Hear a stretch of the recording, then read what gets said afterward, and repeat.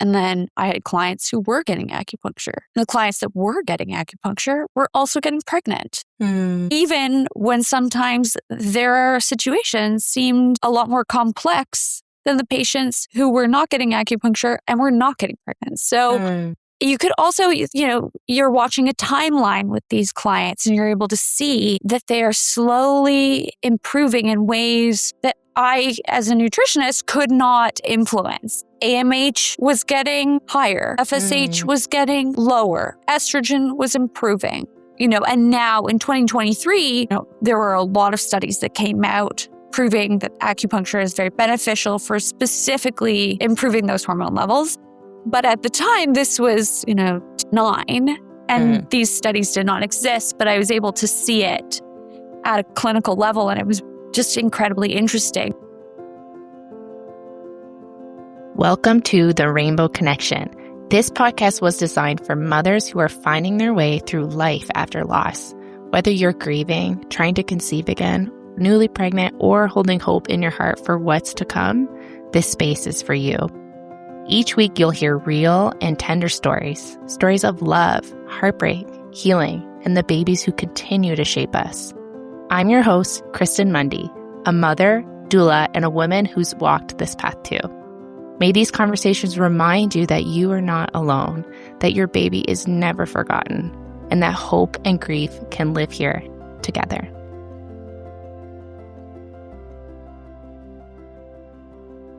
Before we dive into today's episode, I want to tell you about Mother Like No Other, a special community for women who are navigating the tender season of life after loss. Inside Mother Like No Other, you'll find a warm, supportive space of moms who truly get it, plus practical tools to help you through the hard days. You'll have access to a private online community where you can connect with me, an experienced doula, and other moms navigating the same journey. Each month, we gather for live workshops to connect and learn, covering topics like supporting your fertility journey, grounding strategies, self-advocacy, and ways to nurture your mind, body, and soul. We also bring in guest speakers to share their expertise and inspiration. The best part? It's only $22 a month. No long-term commitment, just real support when you need it most. If you're ready to feel more grounded, connected, and held through this season, come join us at thedoulalife.ca/mother. You do not have to go through this journey alone. And by joining us inside Mother Like No Other, you won't have to. Today on The Rainbow Connection, I'm joined by fertility acupuncturist and traditional Chinese medicine practitioner, Ann Matthews, for a conversation so many of you have been asking for. I needed to have this conversation too, and I'm so grateful for Ann to come on, and I'm so excited to share it with you today. If you are trying to conceive, whether that be naturally through IUI or IVF, our conversation can be vulnerable today, but it also can be extremely valuable. If you add pregnancy loss to the story, yes, it can become heavier, but I know that you are going to take so much away from this episode. Ann helps us unpack how acupuncture, nutrition, and nervous system regulation can really support fertility in ways that feel more grounded and informed and even, yes, empowering. This episode is heavy on the education, yes, but more than that, it is a reminder that your body is not broken.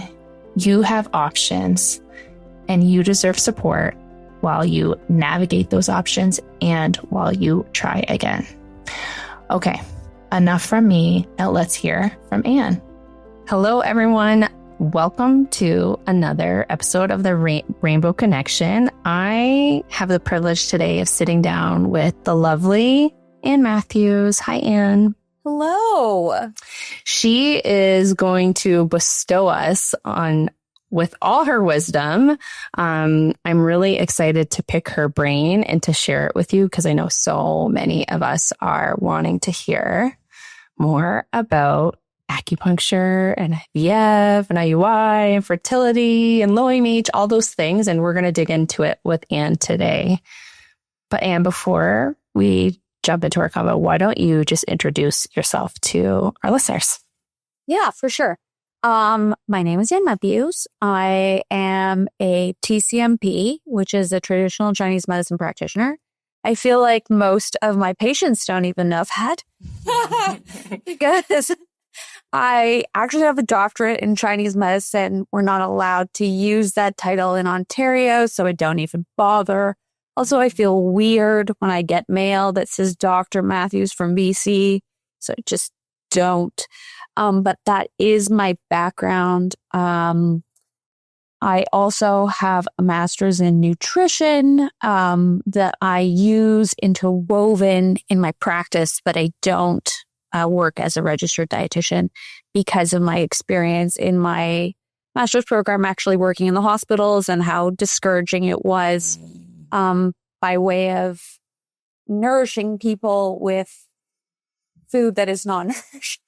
And I feel like Ontario isn't really that bad either. It's pretty bad in there. Like food that isn't even food. Yeah. So after I got that, my mother thought it was a grand escape of procrastination to go to BC to then do another 5 years of school there. But it ended up paying off, Ma. See?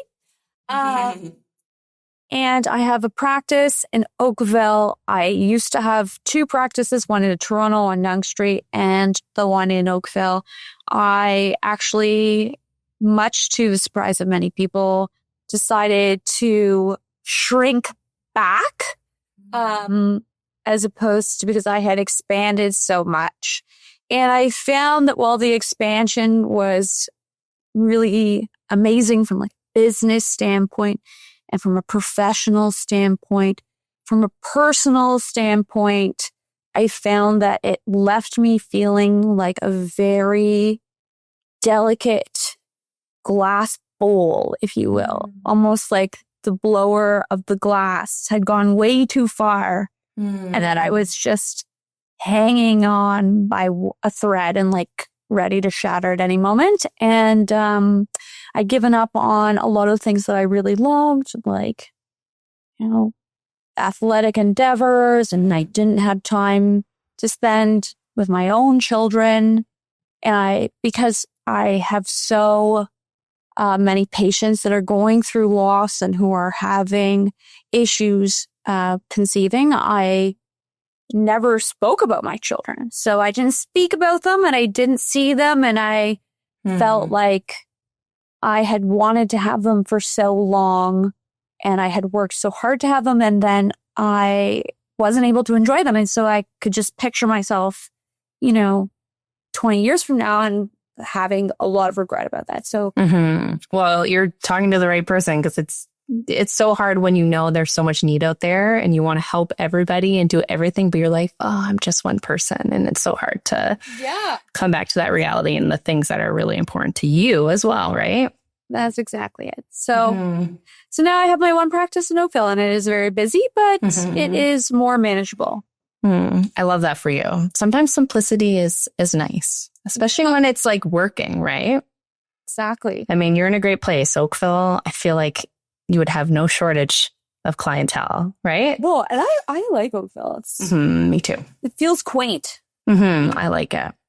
Well, I would love to hear, tell me about acupuncture. Like that is such a humongous question, but I know so many of us are like, we've heard about acupuncture. We hear that it's something that we could do. I know it's not like, not everyone knows about acupuncture and the actual like stats. I mean, I did acupuncture when I was trying to conceive.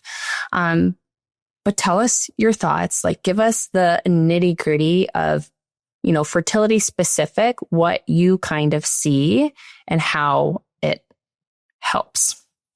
So I started acupuncture. I actually started this whole journey because I was working with nutrition clients in BC while going through just TCM school. I didn't have necessarily an idea of what I wanted to focus on when I was there. I just was really interested in the philosophy of Chinese medicine. I loved the underlying, as a hypochondriac, I loved the underlying premise that, you were never too far gone.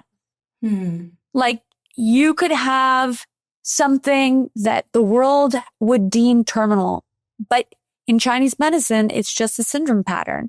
And so you could work backwards from that. And I saw some amazing things happen in school, but I really became interested in it from a fertility perspective when I had a lot of nutrition clients that I was seeing while I was putting myself through school who were otherwise, it was a very easy comparison because I had clients that were not getting acupuncture and then I had clients who were getting acupuncture. The clients that were getting acupuncture were also getting pregnant, even when sometimes their situations seemed a lot more complex than the patients who were not getting acupuncture and were not getting pregnant. So you could also, you're watching a timeline with these clients and you're able to see that they are slowly improving in ways that I, as a nutritionist, could not influence. AMH was getting higher. FSH was getting lower. Estrogen was improving. And now in 2023, there were a lot of studies that came out proving that acupuncture is very beneficial for specifically improving those hormone levels. But at the time, this was, 2009, and these studies did not exist, but I was able to see it at a clinical level, and it was just incredibly interesting. So I started volunteering at a clinic called AcuBalance with Lauren Brown in Vancouver, and was able to see firsthand some of the work that he was doing. We practiced very differently because I took a very different approach because I think of my background in science. It didn't feel true to me to take, I think of acupuncture and I think of Chinese medicine as a marriage of philosophy and science and a little bit of, magic. But I was just going to say woo or magic. But it's very non-woo. That's what I mean. But like scientific magic. In Western culture, it's very woo. And in Eastern culture, it's very common sense. So it's interesting to marry the two. But I definitely take on a more scientific view as opposed to a philosophical view. That is a shortcoming in my own practice, but that's fine. I embrace it. But you know what? When you say that out loud, I'm like, I feel like women who are trying to get pregnant sometimes love the science. They want the data. They want business time, right? They do. They do love it. I have a lot of patients that come to see me because of my evidence-based approach. Yeah. But in my own crazy little heart, I do wish I had more of an artistic view of the medicine. And I have some colleagues that are very much on that side of things. And they only practice from a very traditional TCM perspective. Whereas I will only practice from a, this point combination worked for a patient with this exact breakdown of, fertility and or hormonal health. Therefore, I'm going to replicate it. And 98% of the time, I hate when doctors do that, come up with a random stat, but you get the idea. The majority of the time, it works. And well, that's what we want, right? We just want it to work. Just want it to continue working.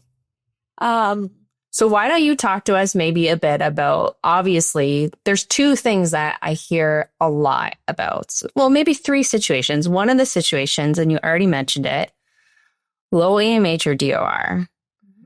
How do you see acupuncture supporting that? And for anyone who's listening and doesn't know what those are, DOR is diminished ovarian reserve. Maybe you could give us some insight on what you see with DOR. Okay. So the studies that have been done are actually pretty unfortunate. They're well done studies, but the problem is that they're very much behavioral as opposed to experimental, because you can't really conduct experiments when there's no funding. So it has to be just an observed phenomenon. But unlike with my small scale back in 2009, these were very large scale studies that were done. Well, and a lot of people don't want to mess with women trying to get pregnant or that may potentially be pregnant too, right? This is true. In cases where, pregnancy is already involved, most definitely not. From a fertility standpoint, I feel like we are lab rats every day. Okay. And they don't care about us at all. Great. Glad I can help you out. Here we are. Let's try letrozole. Oh, letrozole didn't work. Let's try Clomid. Oh, it's been linked to all these terrible side effects for both you and your baby. We'll just do it anyway. Let's just see. What?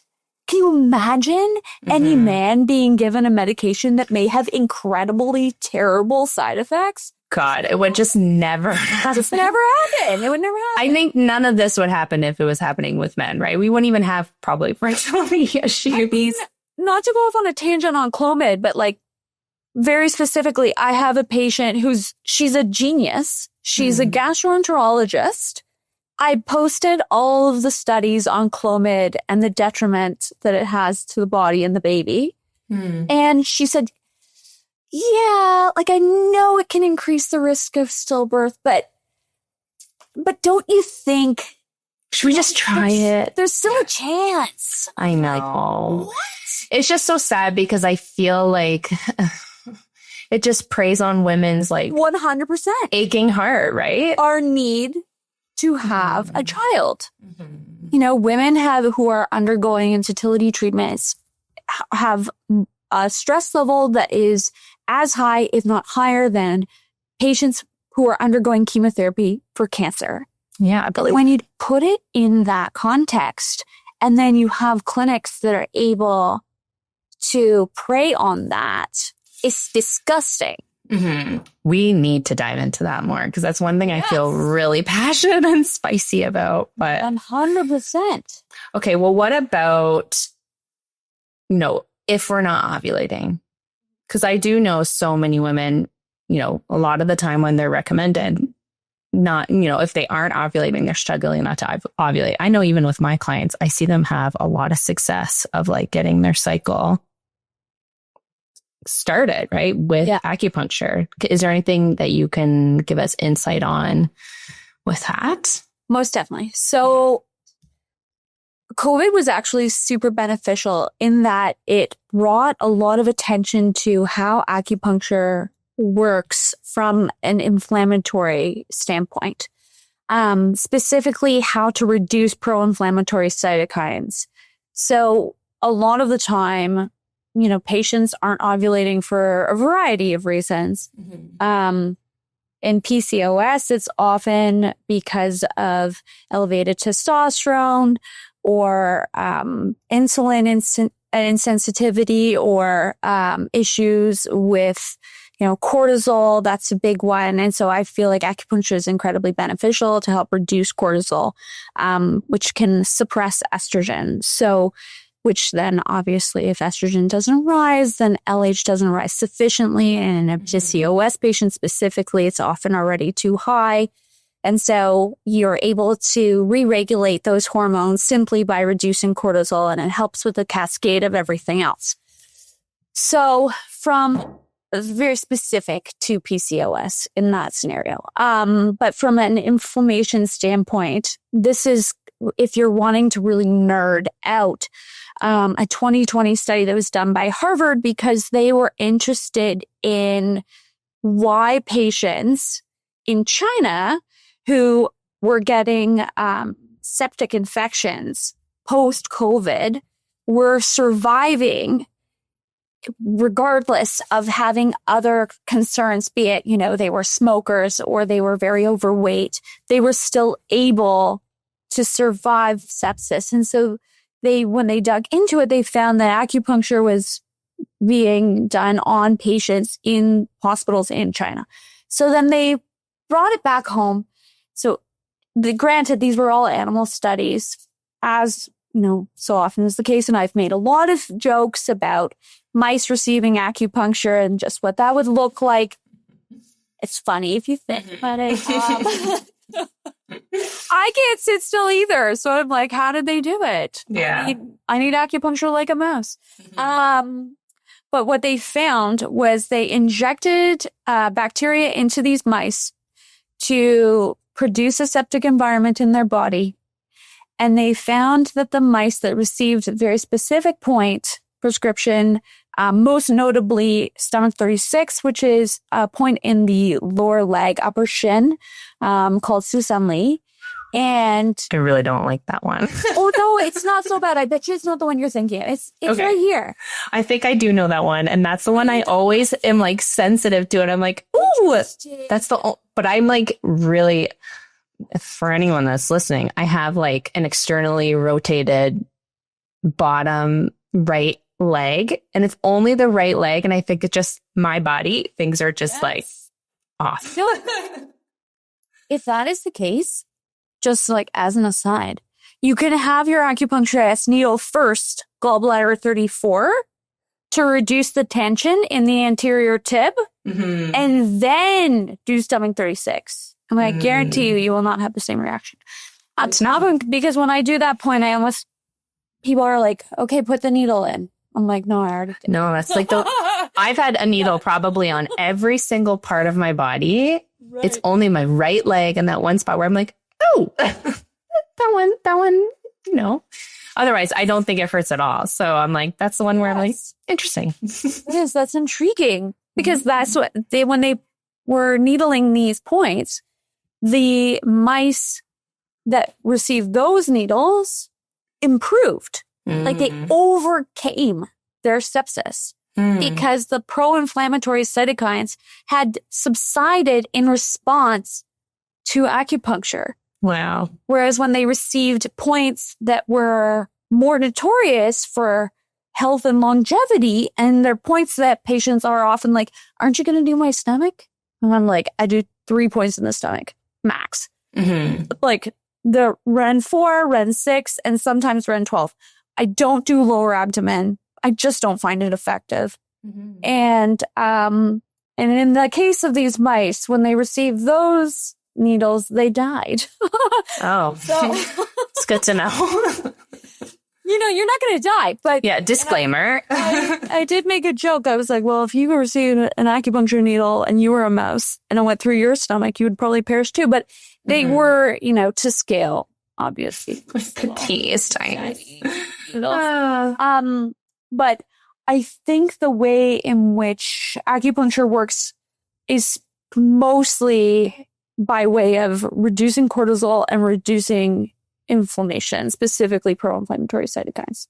And in that situation, when those happen, is what can get your cycle kind of back. Yeah. And also in a lot of cases, because I've seen this more and more, is unexplained infertility. And when I have patients who will come in with unexplained infertility, a lot of the time when they go and they do immune testing, it's found that they have elevated NK cells and elevated pro-inflammatory cytokines. And so I've had fertility physicians send patients to see me who were unresponsive to prednisone, but who are able to make major leaps with Acu and lifestyle. So that's crazy because like nobody wants to ever be on prednisone. Like who wouldn't want to do acupuncture instead of being on prednisone? Prednisone's awful, right? Yeah. Oh, I hope women are like taking notes because maybe I'm sure there's women that are listening, unexplained infertility. Like we hear that all the time. Like here are some things that you could get tested for. Here's something that you could do. Now, what can you talk to us about when it comes to, I'm going back to low AMH DOR. Yep. Because so many of the time, and this is going to probably segue into our convo about fertility treatments, right? Yep. A lot of the time, there's like this huge, at least with what I see, there's this huge hyper focus on quantity of eggs that we have, right? What can you talk to us about quantity and quality? And like, what do you see? Well, we'll get to the IVF next. Let's just touch base on this point and then we can go into that other segment. So I feel like as a culture, we are purposefully misled about what counts as success. So from a fertility standpoint, more is always thought to be better. And there's no concept of, well, if you have more, potentially what you have is also less. And just not to be overly philosophical, but sometimes what you'll sacrifice to get more eggs will be quality. So you could, for example, from an IVF standpoint, take very high doses of stims, end up with a lot of eggs, but those eggs are of very poor quality. Now, have you won? No. But have you retrieved a lot of eggs? Will that look really good on your fertility, upload or your fertility app? Yeah. And can your doctor say, well, look, I got you this many eggs. So the fertilization issue, that's your issue. That's your husband's issue. I did what I could do. But did you? Well, even like when women talk with each other about like egg retrievals and stuff, sometimes when they get those big numbers, they're like, oh, wow. And then the other ones that get low, they're like, it feels like almost shameful. Well, here's a scenario. For instance, I had one woman, she's 40 years old. She has had 2 retrievals. She has very severe endometriosis. Out of those 2 retrievals, she has had 3 eggs, 1 for her first and 2 for her second. She also has 3 children. So, and I see that all the time, where endo patients retrieve very few eggs, but the eggs that they retrieve are very good quality. Whereas I also have very unfortunate PCOS patients where they'll retrieve upwards of 40 eggs and will end up with no embryos. I have one woman, and also probably be admitted into the hospital because they were over-responded. Yeah.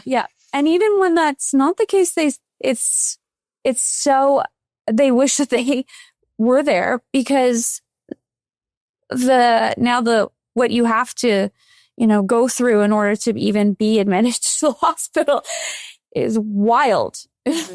Like, I can't see, I can't breathe. Oh, fine, come in. I know. We're just going to jack you up and then just leave you alone. Yeah. Right. But in that scenario, like my one gal, she's 34. And I think out of her retrieval, she's had 80 eggs retrieved and she has no embryos. So I think we need to rethink success, because a lot of the time, even when patients are going to the fertility center for like monitored cycles or for letrozole cycles, and as they're going through the cycle, it's like, oh, look at your perfect lining. Look at this beautiful follicle. Oh, like try laminar lining, no fluid in the lining. The follicles, it's responded perfectly. Look how high your progesterone is. And then when it doesn't work and you're not pregnant and you go in for your follow-up, your physician says, I think we're going to just keep doing what we're doing because it's working. What?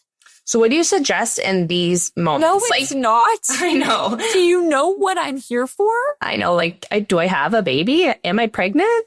Right? Right. Yeah. So what do you suggest in like those cases, those scenarios where, moms are finding themselves in those positions? Like, what can we actually do in terms of improving our quality? Like, we need to refine our goals. So we need to start at the end and work backwards from that.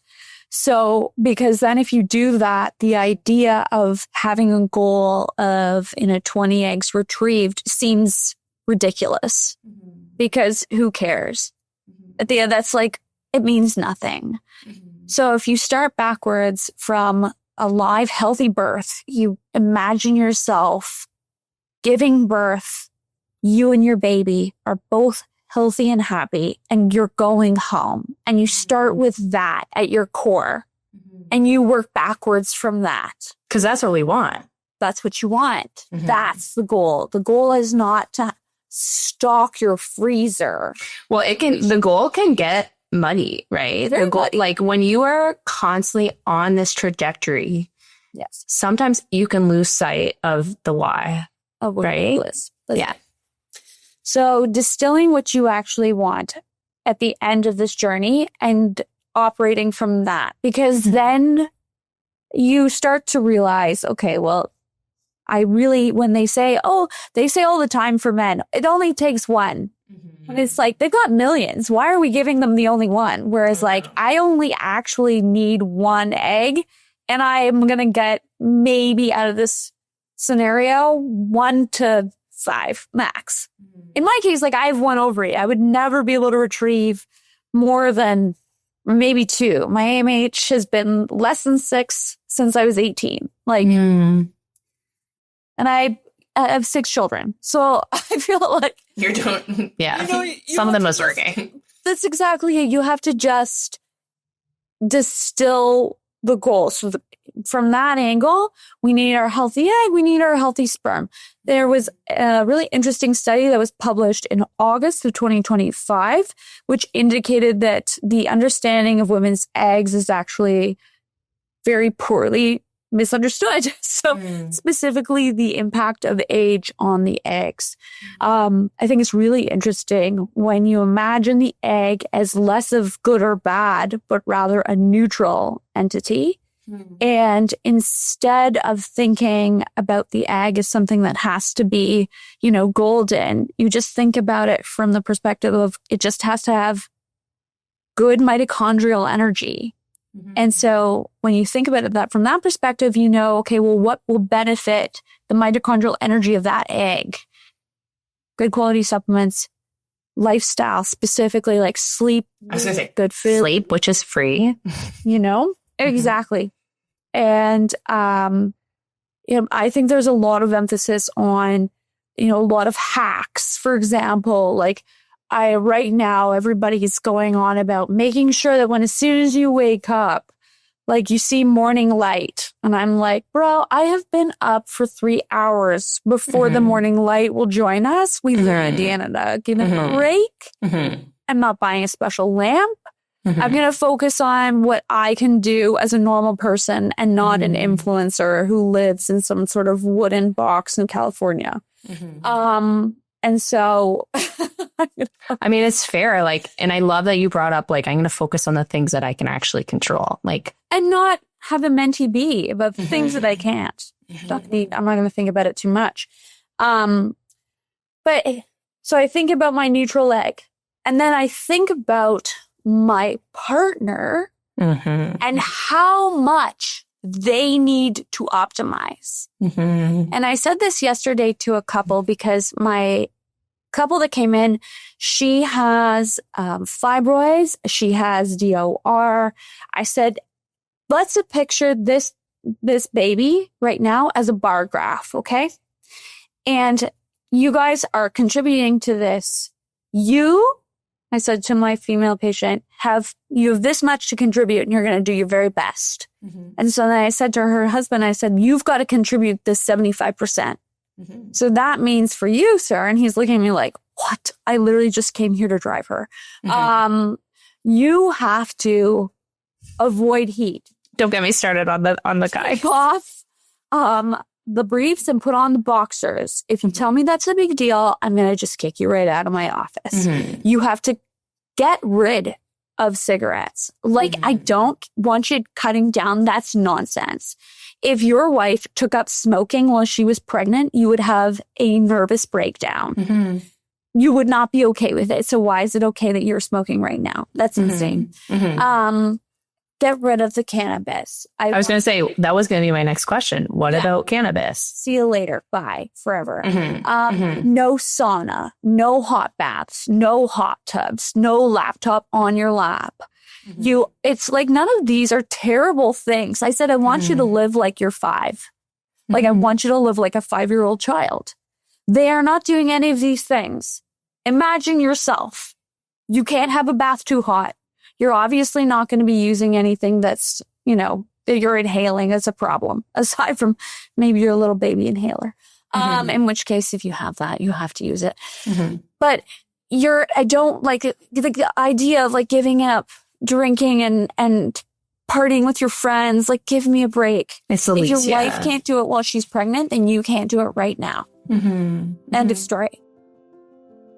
I hope you're enjoying today's episode. I want to pause for a moment and talk to those of you who are pregnant after loss and are quietly thinking about your birth. I know that for many of us, birth after loss feels different, and for good reason. It's not just about preferences or aesthetics anymore. It's about safety, and it's about trust. It's about walking into a space that once held devastation and wondering how you're supposed to ever feel empowered there again. That's exactly why I created Reclaim, the Pregnancy After Loss birth course. This is not your typical birth class. It's not about creating the perfect plan or pretending fear doesn't exist. It's about understanding your options. It's about learning how to advocate for yourself inside appointments and in the delivery room. It's about tending to your nervous system so you can walk into your birth feeling as grounded as can be, even when you're still carrying grief. Inside Reclaim, we talk about rebuilding trust in your body, navigating triggers in medical spaces, making informed decisions without feeling pressured, and defining what a safe birth truly means for you.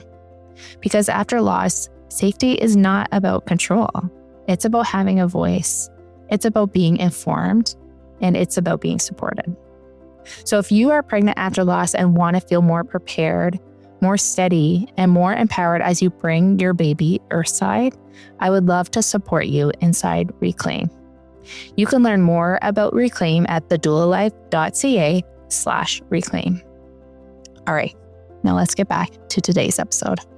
It's super fair. Like the other day, so I was just, before we pressed record, I was talking to Anne about kind of what we were going through. And last week I had a sonohystogram and I just laid there cramping with my sonohystogram with two people, up my vagina and in my cervix. And I was like, all my husband has to do is like whack off in a cup. And I just was like, interesting. Like, it's just such a different experience. And then when women do get pregnant, then they have to be pregnant and then they have to give birth and then they have to be in postpartum. It's like, come on, this is just the bare minimum that you could do, is giving this up for a little bit, right? And it's so important because once you look at the egg as a neutral, it's really interesting because similar to, a younger egg, for example, has more mitochondrial energy, and she's not good or bad. She just has more mitochondrial energy. So if the sperm is of lesser quality or has higher DNA fragmentation, then she, like a younger version of yourself potentially, will put up with more nonsense and will put the DNA back together. And you will end up with potentially a healthy embryo. But by the time you are 40, 41, 42, you have no patience for anything. You don't want to put up with anyone's bad habits. You are tired of picking up things that are not yours. You don't want to see their weird ass mother-in-law. So at the end of the day, you are now unwilling to put up with nonsense, and so is your egg. So when a DNA fragmented sperm comes floating into your egg, she's like, I'm not doing anything here. So I'm going to make an aneuploid. I'm a neutral character. I'm just not putting in the work. So I'm not good, but I'm certainly not bad. I'm just not putting in the work. So when you're looking at how am I going to create this baby, going back to the end goal, you have to be super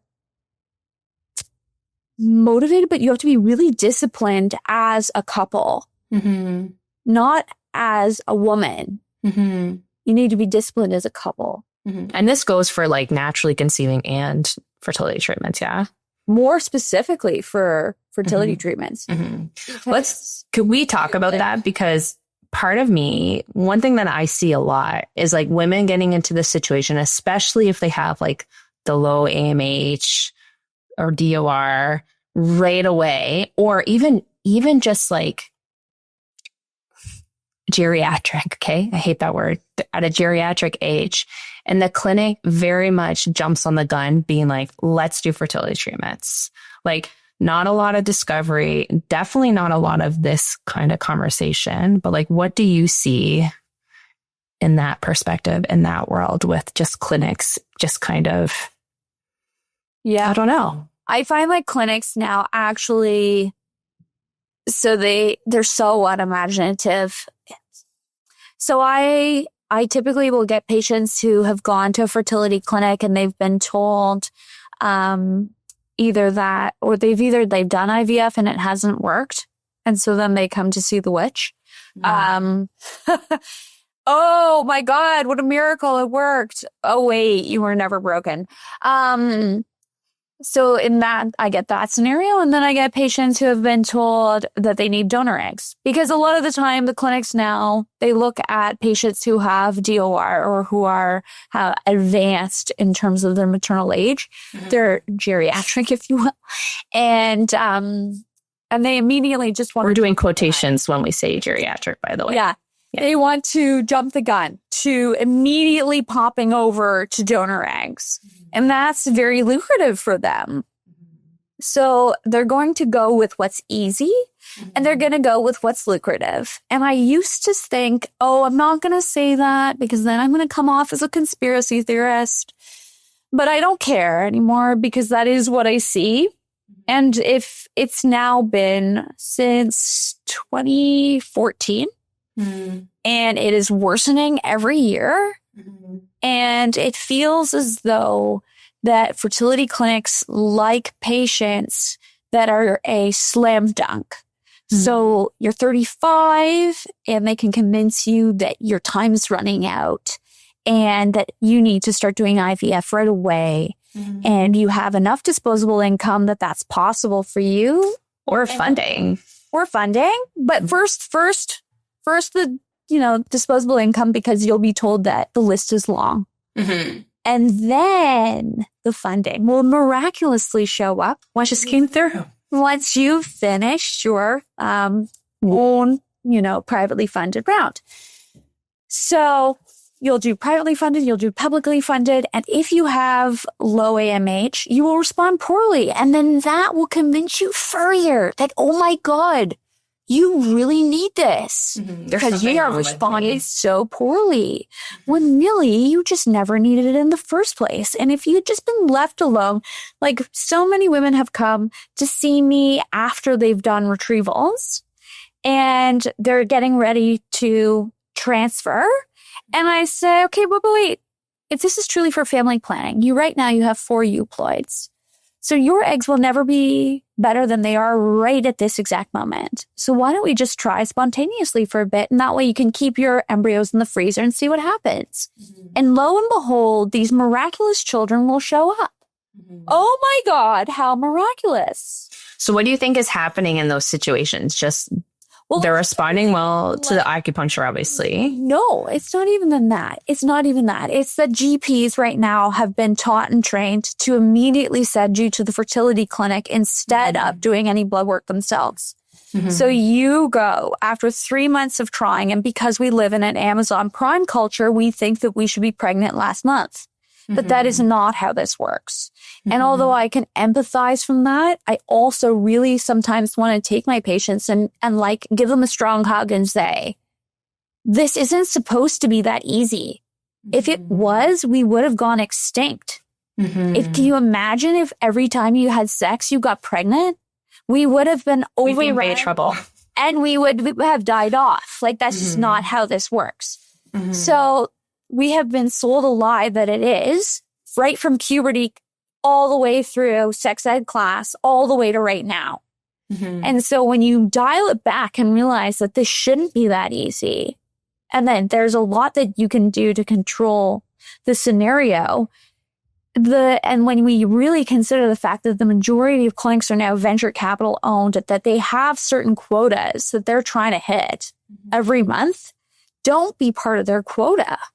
Because if you need to do IVF because you don't have tubes, because you have severe male factor infertility, because you're in a same-sex relationship, amazing. IVF is for you.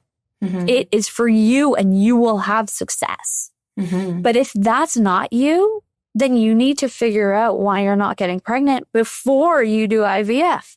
Because it's absolutely bananas that when scenarios like patients who have low AMH or who are of more advanced age, Like, for example, prior to 1994, there was no age cutoff. But then as of 1994, IVF is no longer covered by the government, and they had a 43 age cutoff for IVF. Can you imagine if you had a severe medical concern? Like, let's say, for example, if you had stage 2 cancer and they were like, you know what, that just feels really aggressive. And I just don't think that this clinic's for you.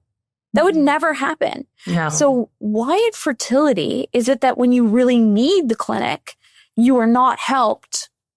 But when you actually don't really have a problem, but you're an instant moneymaker, you're welcomed in open arms. It's a problem. Yeah. Like personally for me, I found out I had low AMH after we lost my daughter. I had a stillbirth at 31 weeks 4.5 years ago. And after that, we did obviously like every testing under the sun. I was like, what is wrong with me? What's happening? And that's in the process of that. That's when I discovered AMH. I didn't even know it was a thing before. And like she was my 3rd pregnancy. I had never struggled conceiving before. And then someone told me I had low AMH and I was like, oh my God, like my years of having a baby are over. And we like met with the fertility clinic. I remember sitting down with my gynecologist and she was just like, yeah, you needed to get pregnant like a year ago. And I remember being like, pardon? Oh, my daughter died. Like my daughter died and like, I'm not ready. She's like, it doesn't matter. You are running out of time. Like, this is what she told me. And I remember leaving that appointment and I'm like, I'm firing her. And I called the clinic. I'm like, I never want to see that obstetrician again. Yeah. And I didn't. But she wanted me to do like IVF so much without knowing a single thing about me. It was based on my age and my AMH. And I just was like, this is a massive red flag. Massive. Yeah. Anyways, that was my situation. One thing I would be really curious about for the women who have been trying for so long, let's just say the women, like I know there's a lot of emphasis on a year, right? After we get to a year of trying, we want to do some investigations. Like, what would you say to those women? Like, where would you start?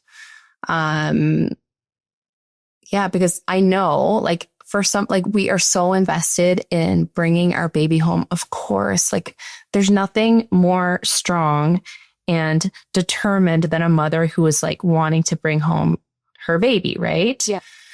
So to hear like clinics like, are being like this and the wrong investigations are happening, I'm sure there's women going to be like, oh, I don't know what to do. Right? Where should those women start? I think it's important to, I was on a panel with a group of fertility experts, one of whom was an REI, and he said something that both shook me and informed me all at once. And one of the audience members asked us as panelists, what is the most important thing that you can do as a fertility patient? And he said, make sure that you advocate for yourself. And at the time I was like, can you imagine that I had a blood disorder and my hematologist told me I had to advocate for myself? Like, I would have no idea what does that mean? What on earth I was supposed to advocate for, what testing I needed. I mean, I'd be clueless. I wouldn't even know where to start. So it's easy for someone like me or for him to say that because you know exactly what you would advocate for. So like, no problem. So I think for anyone who's wanting to really dive in to their fertility, before you go into a clinic, you need to know the basics of what they are going to discuss with you and what is true and what is sales copy. And what I mean by that is when you go into a gym, you know you're going to be sold. So you can sort of get yourself centered. Like, they're going to tell me that I need to buy personal training. Like, you're not fit enough. You could be way more fit. I know what they're going to say, and I don't really care. I don't feel invested in what they're selling me, and I don't feel like I lack, so I'll be fine. And it's because it's really easy to educate yourself on, muscle, fat, strength, cardio, but it's hard to educate yourself on fertility. But it's not. So I think the most important thing that you have to do is you have to know about a few key things. You need to know what AMH is, and you need to know that it is not actually tied to your capacity to have a baby. It's not. It's tied to how well you'll respond to stims. You need to know what FSH is, follicle stimulating hormone. You need to know that if your FSH is still underneath the marker of 12, I like 12 as cutoff, 15 is the cutoff. But if your FSH is under 12, even if your AMH is low, you're not in trouble. Your time isn't running out. And you can book yourself for a subsequent blood work appointment to see how that trend is either improving or worsening. More often than not, patients will come back and say, oh my God, my AMH is higher. Oh my God, my FSH is lower. And I'll say, yeah, because you were inflamed. You were stressed. They're like, do you think it's the acupuncture? And I'm like, I think it's probably a myriad of things. But I think more importantly, it's because you felt like you were doing something for yourself. And you took your control back. So infertility and fertility treatments alone are stressful, right? Yeah. They alone aren't helping you in that sense. Yeah. No, I always say acupuncture too, just as a side note, even to my moms that they don't 100% believe, let's just say. Yes. I'm like, even if you don't, you laying on a bed without your phone and someone loving on you, that in itself is going to be helpful. Also knowing that it's going to be helpful for them. So we just want to get them there and have that time for themselves, right? Yeah. Well, I mean, in a lot of scenarios, like if someone can come in to see me, exercise is just as beneficial. Steps are huge. The research on steps, walking, running, not only to benefit fertility, but your overall longevity. It's so important. So if you can't get into an acupuncturist, you can put on shoes and you can head on outside and you can do a loop around your block. Just start with that. It makes a huge difference. The smallest of things make the biggest of difference. It's not the red light therapy. It's not the cold plunges. It's not the really expensive supplements. It's not the acupuncture. In most cases, I think, honestly, a lot of my patients feel like I'm a coach. So they know they have to come and check in with me. So it's not necessarily just the points. It's the fact that someone's going to ask them. I hold them accountable, right? How's that sleep situation going? So, have you had a single vegetable in the last week? No? Perhaps we start. So that's a good starting point. And micro changes add up, right? Those small changes begin to become like big changes, right? That's exactly it. Like the British racing team. That cycling team, I use that analogy all the time. I made a million micro changes and they became world champions. I love that. But no, I think you have to know what you're walking into, and you have to know, and I say this so cheesily, that you're significantly more fertile than you think. And you have to find out why you're not getting pregnant, and you can't stop until you know why. Because even if someone tells you, well, there just isn't, sometimes you'll just never know. That's not true.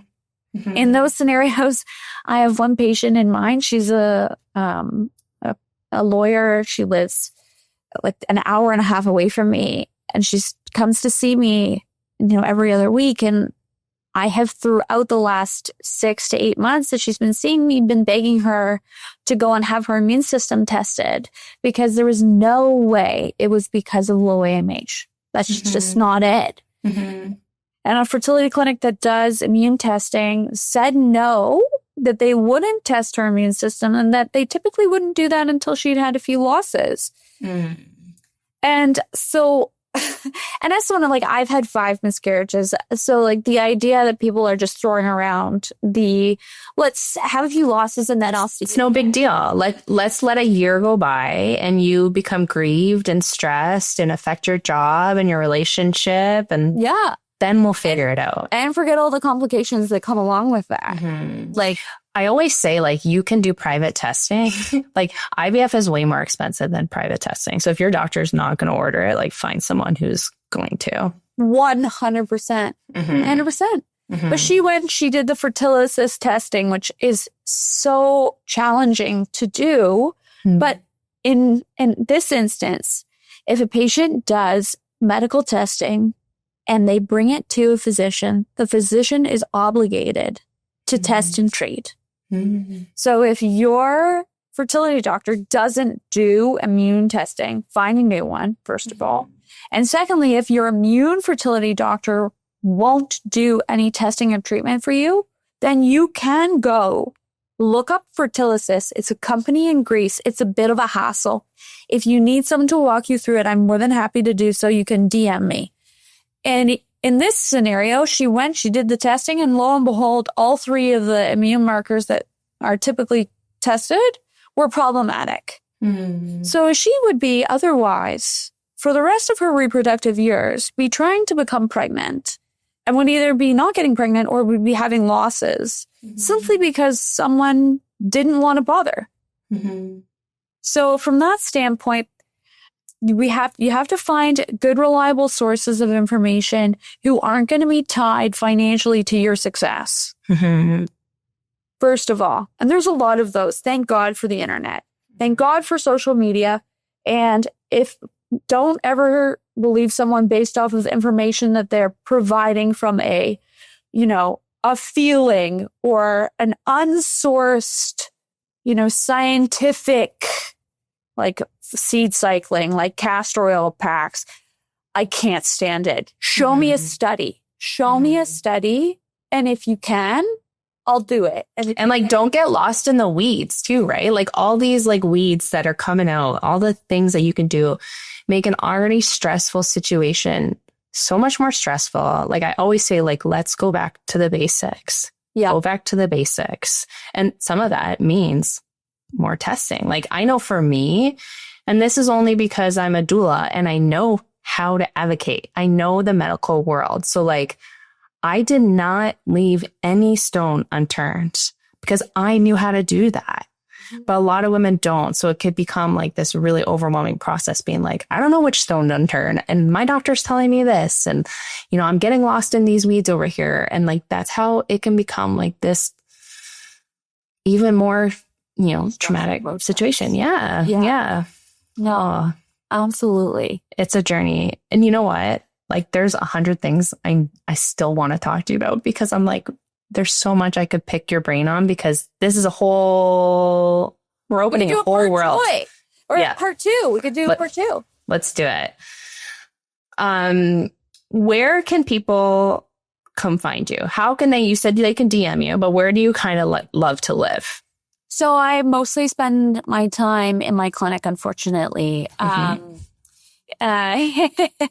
I try to be diligent with my social media, but I'm not. But I do have an Instagram account, Energy Tree Ann, where I do post a lot of studies.